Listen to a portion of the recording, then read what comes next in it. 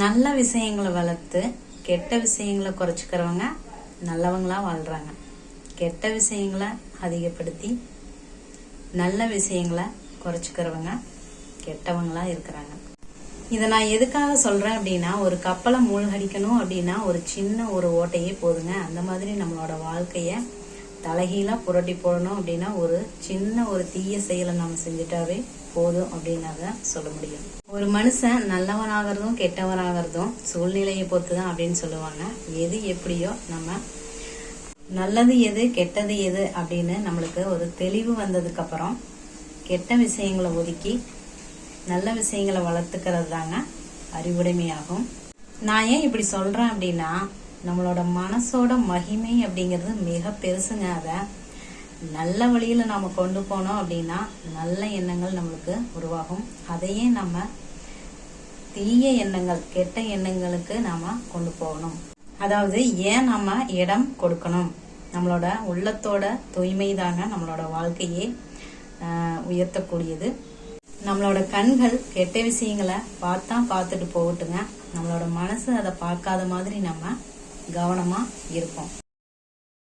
Hi friends, welcome to my channel வெள்ளை மனது. நான் உங்ககிட்ட பேசிட்டு இருக்கிறது புஷ்பா ராஜேந்திரன்.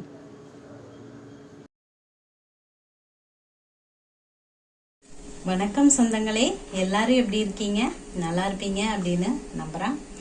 இன்னைக்கு என்ன பதிவு பார்க்க போறோம் அப்படின்னா, தலைக்கு மேல் பிரச்சனைகள் வரும்போது இதை கேளுங்க அப்படிங்கறத பத்தி தாங்க பார்க்க போறோம். இது எதுக்காக அப்படின்னா, நம்மளோட வாழ்க்கை அப்படிங்கிறது ஒரு சின்னஞ்சிறு தீபம் இல்லைங்க, அது ஒரு தீப்பந்தம். அற்புதமான தீப்பந்தம் அப்படின்னு தாங்க சொல்ல முடியும். அதைய வருங்கால சந்ததிக்கு நம்ம கொடுக்கறதுக்கு முன்னாடி அத நம்மளால முடிஞ்ச வரைக்கும் பிரகாசமா எரிய செய்யணுங்க. அதுக்காகத்தான். அப்பதான் நம்ம மனசுல தலைக்கு மேல பிரச்சனை வந்தாலும் உற்சாகம் அப்படிங்கிற அந்த ஊற்று ஊறிட்டே இருக்குங்க. அதுக்காகவும் தான். நம்மளோட கண்களும் காதுகளும் புனிதமில்லாத விஷயங்களை பார்த்தாலும் கேட்டாலும் நம்ம மனசு அதை கவனிக்காம நம்ம பார்த்துக்கணுங்க.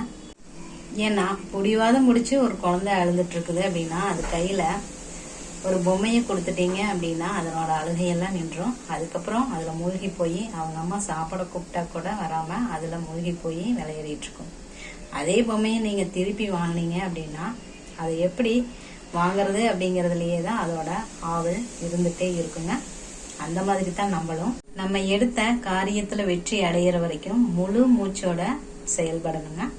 ரயில் தண்டவாளத்துல தாங்க போக முடியும். கொஞ்சம் தவறிடுச்சு அப்படின்னாலும் கீழே விழுறதுக்குண்டான வாய்ப்பு இருக்குது. அந்த மாதிரி தாங்க நம்மளும் தலைக்கு மேல பிரச்சனை வந்தாலும் நேர்மையும் சரி நல்ல எண்ணங்களையும் சரி நம்ம விட்டுட்டோம் அப்படின்னா நம்ம பாதை மாறி போயிடுவோம். நம்ம எடுத்துக்கொண்ட லட்சியத்தை நம்ம அடையவே முடியாது. நாம எப்பவுமே ஒரு விஷயத்த ஆரம்பிச்சோம் அப்படின்னா அதுல மேல் நோக்கி தான் போகணுமே தவிர கீழ் நோக்கி போறது அப்படிங்கிறது ஒழுங்கு கிடையாது இல்லைங்களா?